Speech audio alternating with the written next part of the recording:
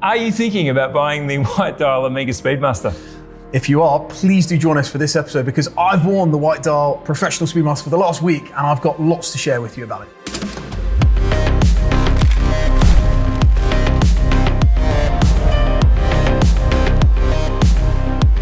Hey Justin. Hey Andrew, how you doing? I'm good. This is going to be a good one. I'm excited. Thank you for having me back. I didn't expect to get the call back after our Vacheron experience that we had recently, but thank you so much. Good to be here. I have decided to lower my standards once again. The truth is, there are allegations that we get too caffeinated before our videos. The truth is, this is just how we are. We are what we are, Justin.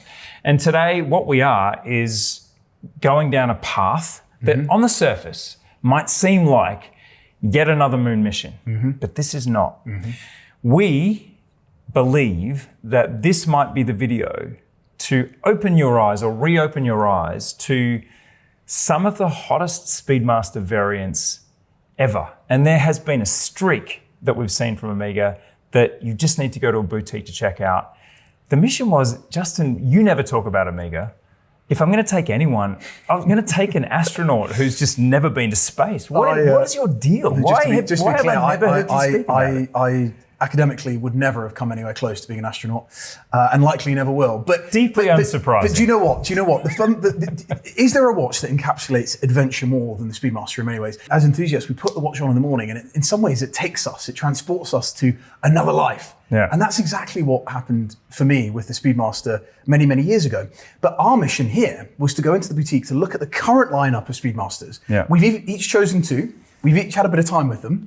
And actually, it's not about the 1969 landing. It's about these are new stories. These modern day Speedmasters. New mythology, new anecdotes. And also, if you want to check my authenticity, my legitimacy, I completely lost my mind when both the first Omega in space and the White Dial Speedmaster were released. Mark's is nodding because he remembers. I called him and said, I want to do a video about this watch. He's like, I'm not coming to do that. You have to do it yourself. So I filmed myself talking about these two watches because they struck me as the best new Speedmasters. They actually kind of re-sparked my interest in the Speedmaster. And there is a video of me very late at night in a t-shirt talking about these watches. You had a t-shirt on? It was not my finest hour, but I was just excited because it had been released. I was feeling new feelings. I realized that we were seeing a bit of a branch out of the 42mm versus the CK2998 versions in 39.7. And that's why I thought, I want to start there. 2 years ago, I did this video, DIY Andrew in the studio, arguing with myself about which of these two I'd choose. So this has been playing out of my mind for a while. I wanted someone equally as insane to talk to about this. I first became aware of the White Dial via a Daniel Craig leak. This was the beginning of what is now kind of de rigueur. Yeah, we were talking about this earlier, this idea that brands use it as a play to launch a new watch. We've seen it this week happening. And actually the Daniel Craig one really did hit. Because it really was. Hard. It was early. Early in that genre. This to my knowledge it's a lacquer dial. It's a white lacquer dial, multiple layers of white lacquer dial, the very first in serial production in the current catalog. So 42mm, case shape, where's slightly more comfortable than the numbers might suggest. The lyre case, or the sort of twisted lugs, unlike my other pick, which we're going to come to later. But this is interesting because the instrument itself, I wasn't aware of what that thing looked like. Yeah, it's a harp. It's a harp. If you want to picture it, picture a Guinness. It's the instrument on a Guinness. Yeah. Yeah. So actually the dial itself, albeit the early Speedmasters, the sort of the pre-landing Speedmasters were 38mm. And then we have this new iteration here in the current catalog at 42mm. And then we've got the 39mm size here, traditional format, non-layer lugs as such. Straight lugs. Straight lugs. So for me, we've just got something here. I mean, this was the one that I just jumped at. So we went into a boutique a couple of weeks back. Yep. We've had time to wear them. We've interestingly both chosen two variations, the 42mm and the 39mm. Lug to lug, 47mm. Thickness 13mm, plus minus. Yep. And actually this comes down to wearability, as it does so often for me. Yeah. This is what I was most excited about because, as you said earlier, Andrew, and through no conscious effort, I just haven't engaged in the brand as much. Yeah. It was my first I want to watch. get to the bottom of this because you are, you have the collector's gene. You find yourself, I've watched you disappear down so many rabbit holes, and yet I wanted to test whether I could actually engineer another disappearing Justin moment because, this, for all of the what I've learned from you over the years on your channel and what we've spoken about many times on a couch like that, there just hasn't been I felt like you've just somehow not been drawn into the story. What was lacking for you? It's interesting because it ticks all the boxes, doesn't it? Yeah. I think as enthusiasts, we're looking for something that has proper lineage, true storytelling, but also true performance. Yeah. This is a tool watch for all intents and purposes at its core. It was up against a few different watches, as we know, in the NASA process. I think there was 2 other brands that it was up against, and this was the one that the astronauts decided it fit the bill, it passed all the tests. Why is it? I mean, and we touched on my origin story, falling in love with my grandfather's watch, the Omega Day-Date Constellation, designed by Genta. Again, an interesting case shape, not dissimilar, cushion case shape, designed by Genta. That was my first love. That was my first love. Yeah. And my only connection back to my grandfather that I never met. And that was my gateway into watches in the very first place. And I said, well, bring it tonight. And you said, I can't. I have to get my sister to send me a video of it. So we have a terribly grainy video. I'm going to get that back and I'll do a little clip on that and I'll send it to Marcus and the team here to have a look at it. Because it is, it's a wonderful thing. And funny enough, it's interesting because we go on a journey, don't we? Through ownership over years and your tastes evolve. And that's a 36mm watch. And now I think I would absolutely love to rock it. But maybe a few years ago when I first got it for my 21st. Pardon the pun, rock it, sorry. I didn't wear it because I actually thought it was a bit too diminutive. And she wears it and it wears so beautifully. And it was my first engagement. I went to a shopping mall where Omega was stocked and they were as excited about seeing that watch as I was. And so that was my journey. But, to answer the question, Andrew, I think, we've got wrapped up in novelty. I think we've got wrapped up in novelty. Every week there's a new watch being launched. The interesting thing about the Speedmaster, much like the Submariner, is it's been in continuous production, much like the Royal Oak as well. Yes. And so there are those designs that have perpetuated consistently over decades. And you and I think we have a view on reissues, and I think enthusiasts out there watching have a view on reissues. It's funny, it's a small little adjustment, but the idea of a watch not being produced and then reissued doesn't quite hit the same as something that's been in continued production. Now this is based and inspired in some ways on the Alaska project, 68 to 70, 1968 to 1970, a project that there were a few sort of prototypes developed by NASA and by Omega to sort of look at thermoregulation and try and improve performance of the watch. I mean, the 69 version, the white dial is functional. So while we're sitting here looking at this thinking, okay, so Omega just decided to do a contrarian version, an inversion of the black dial. This actually speaks to an original functional intention, which was that the white dial would reflect the solar energy and heat, and also that anodized aluminium red bezel monstrosity was also there as a functional way for solar absorption. So it's interesting you say that as people that are constantly seeking the newest, the latest, limited, rare, exclusive. When this was released, I was so pleased. It was not a limited edition and it wasn't an anniversary edition. And it really seemed to me like Omega were listening to collectors as well as just generally consumers who had a little bit of fatigue about the number of limited editions and trying to keep up with, is this limited? Am I going to have to rush for this? It just entered the canon as a permanent edition. And the more we dug into it for this episode, the more I suppose you could reach for that if you wanted to. I don't think that any of the Alaska Project connection is why this watch exists. I simply think that white dials rule. White dials rule. But that's not always been the way. I don't know about you and your journey through collecting, but for me, the white dial was never the obvious choice. And I think in some ways that's where we are now today in the collecting journey is the obscure, maybe the off the beaten track, the stuff that's not that obvious. And for me, as crazy as it sounds, a white dial is actually the one that's not that obvious. You know, particularly with sports watches. Now, I've got some quite strong views on lighter color dials. I actually love lighter color dials on dress watches. Looking at your collection, I've got swing a that real way. preference. Yeah, I swing that way. I do swing both ways. Yeah. But I do swing particularly for I don't. Just to be clear, I do swing. Not to my knowledge or to my interest. I do swing. Even if I were to, that's no problem at all. But we don't. We'll be back in 15 minutes, ladies and gentlemen. No. But I've got a huge preference to lighter color dials, particularly on dress watches. Interesting enough, on sports watches, I'm sort of agnostic. But what it does is, in this particular reference, it gives you legibility, so that the hands themselves are dark, the markers themselves are dark. You've got red accents, which is probably the only connection to the Alaska project. Just on the text, just on Speedmaster. And the tip of the running seconds. True, yeah. But for me, it's the legibility that I love. And do you know what? I mean, you touched on the fact it's been warm this summer, and I'm actually wearing this getup not to be assaulted in the comments, which I probably will be. I haven't just walked off the Six Senses Mallorca holiday retreat. But it's just that a white dial with a bit of a glow, it's a bit of a summer glow, is dangerous. And there's something I want to point out that we didn't mention in the pre-talk, which is this lacquer, in the same way that a Vacheron Constantin oversees blue lacquer, which is, I think there's something in the range of 20 applications of blue lacquer to give it this oceanic type depth.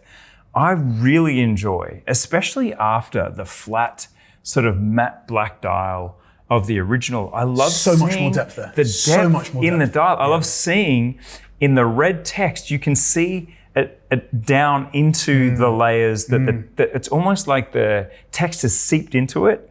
That's just really delicious. Yeah, it's really good. The subdials themselves, I think, are, and again, I fell in love with the Speedmaster years ago because the moment you put it on, you get this sort of transportation to another world. But actually, for years, I have not had one on. I haven't actually worn one on. So literally this week has been an absolute joy having it on the wrist again. But there's little details that you notice. So for example, the crystal itself, the raised crystal there, these of course started life design-wise and functionality-wise for racing drivers, not for astronauts. But then the subdial itself is just so scooped out, and so much depth. It's minimal, and again, there's a utilitarian finish to the Speedmaster that's been retained here, as in it's the same material. There's no extra finishing to the subdials. Like, it is just a nice. It still has the same, I would say, spirit of the black dial. But the lacquer gives it what, to me, the black dial might lack. And let's be honest, the black dial is the one you tend to see. You tend to see out about the black dial. And actually, Andrew, one fun thing, I love the clasp on this, by the way, just as a side note, just from a wearability perspective, a double pinch release. Do you like the taper? The taper's nice. I like the taper. Yeah. And actually, bracelets, just in their own right, are just incredibly difficult for brands to invest in, to get right, to have that level of comfort and that wearability. Because to me, a watch that's worn is the one you keep. Yeah. And more often than not, that comes down to the bracelet and the comfort. And this watch feels like it's made for the watch, which is important. And it's got its own visual identity, which isn't screaming and shouting too much. There are some steel bracelets out there that we know and love that are iconic, but they are loud. They are loud, and this is very downbeat. And yet it has contrasting finishes. We've got a brushed and polished finish, but it doesn't have that super polished center link, which, you know, when there's a particular reference there, and it is something that is a factor when you own it, because that polished center link is the thing that you scratch first. It's the thing that contacts with your laptop edge. It's a factor, and it does elevate the watch for sure, but there's a certain, like, I would say, just tooliness that's been retained. There's a utilitarianism to it, I think, to this bracelet. And I'm not a bracelet guy either, I've got to say. Like, most of my stuff is on straps. That's true. I like straps. Yeah. The other finer kick here is that the two that I've chosen, the first Omega in space, this one here, 1962, and this Professional, price-wise are very similar.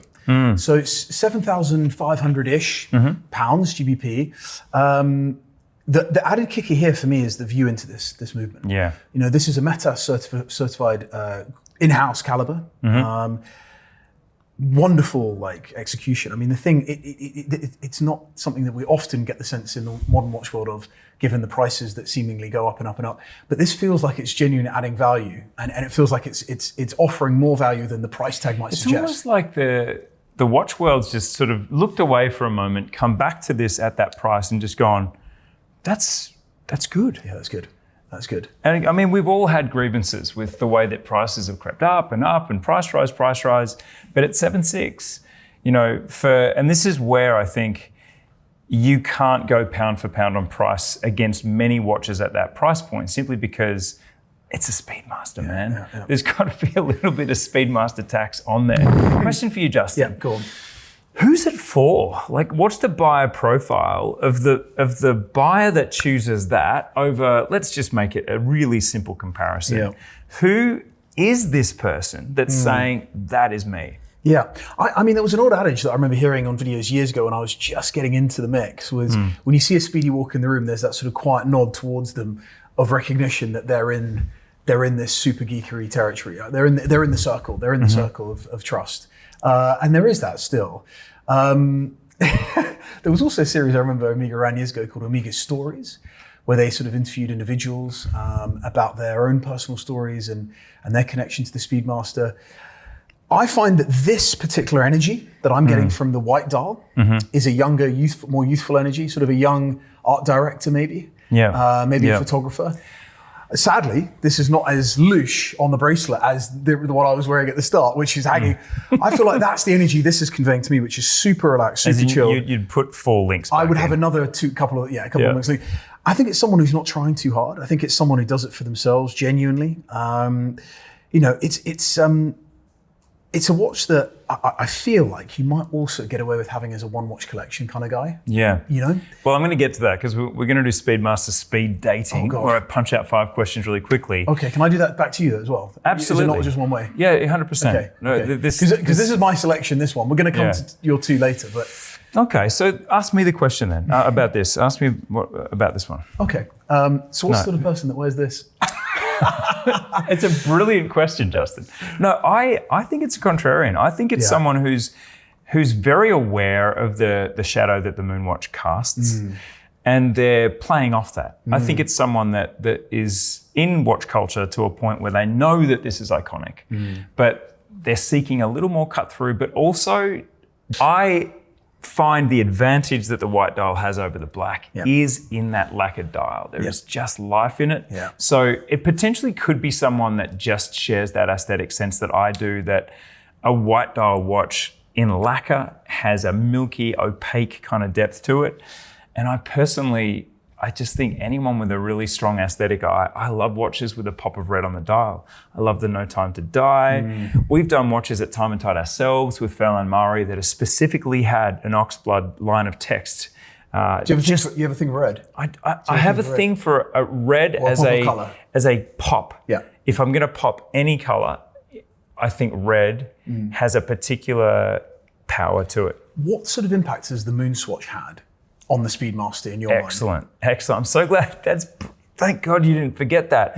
The Alaska Project Moonwatch is easily the best to me. And I remember when the Moonwatch launched, and obviously all of the things that went with that, the sleeping on the street, the queuing, the fighting, the fallout, the top of the news cycle, my mum calling me, the excitement that came with the Moonwatch. To me, of those early Moonwatch models, the absolute no-brainer was the Alaska Project, because not only did it have, once again, this vibrant, super crisp white dial, but it had the rocket hands. The running seconds, and it had a few extra nods to the Alaska Project. So I feel that the Moonwatch white dial was easily my favorite. I don't know. Let me ask you guys the question. You're watching, you know about the Moonwatch. What was your favorite? I think we should also say the interesting thing, and I didn't finish up my my thought stream on white dials. They also wear a tad bigger, I find. True.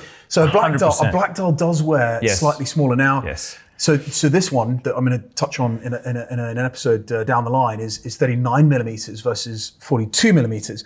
You compound that smaller case size with a black dial, and it weighs even smaller. Yeah. So I think you get a bit of more visual, as you touched on the lacquer aspect, I think you get more visual bang for buck with the white as well. They 100% look bigger. It's a crazy optical illusion. And just to be clear, it's not like I've also got an issue with Look white at these white side by side. We'll do it right now. Do you wear white jeans? I wear white pants in summer. Often. Like pants being underwear or pants being over? Because your take on pants. An Australian English thing.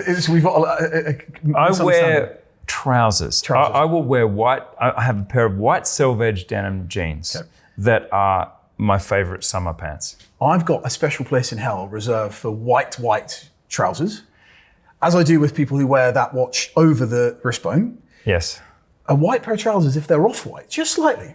If they're just off-piste. The bone, the off-white, the ivory, the beige. Yeah, they've just got to have a little bit of something, a bit like white trainers. Yeah. They can't be white. No. That doesn't work. They need to have some warmth. This has a little bit of something going on, I think. I actually don't think it's white. It's not cold, strangely. But there are a few little things, and I think this dial actually does just have it lives. There's a little bit of bone in it, if I'm honest. There's a slight bit of bone. How's it going to age? That's my only question into the future.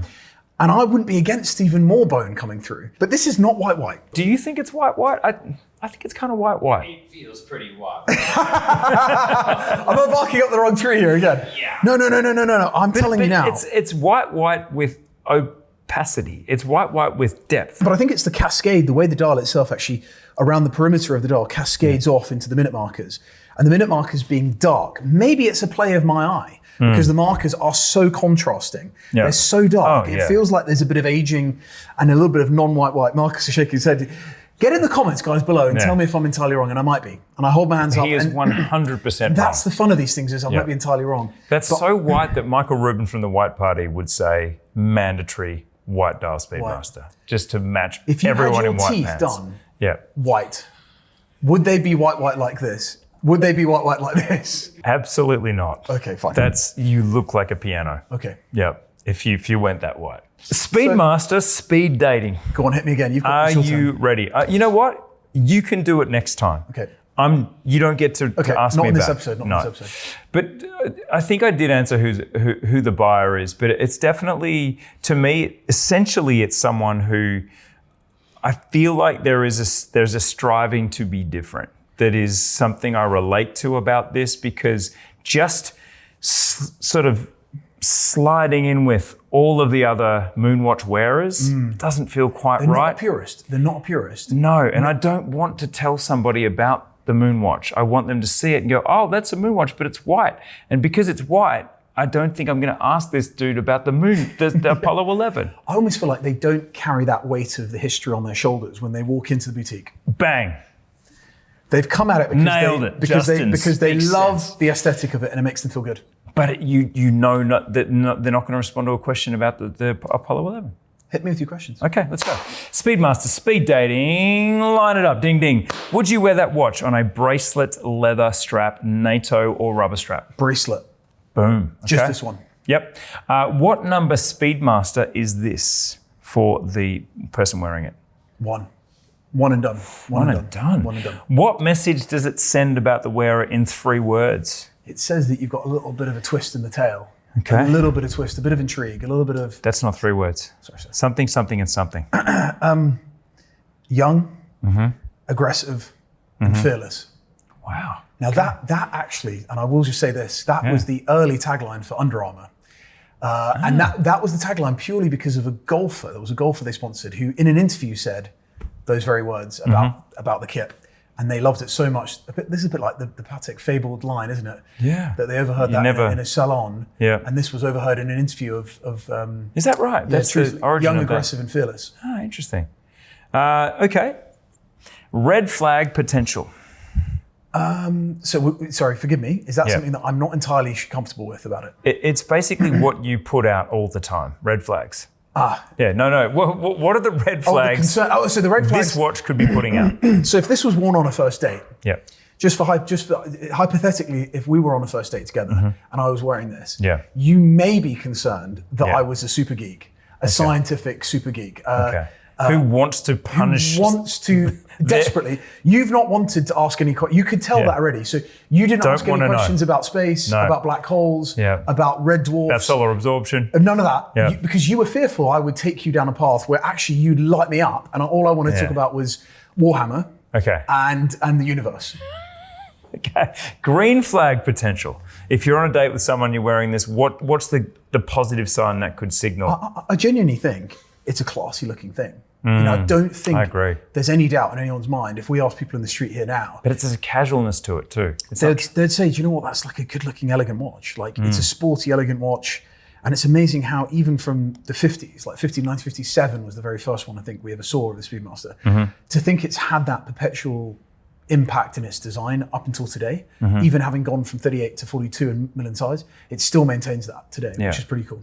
I think the last word on this watch for me is that it's Omega just giving people something that adds a lot to the Moonwatch collection, but didn't limit it, didn't make it too, they didn't over-egg the connection to the Alaska project. They just kind of said, well, this looks beautiful.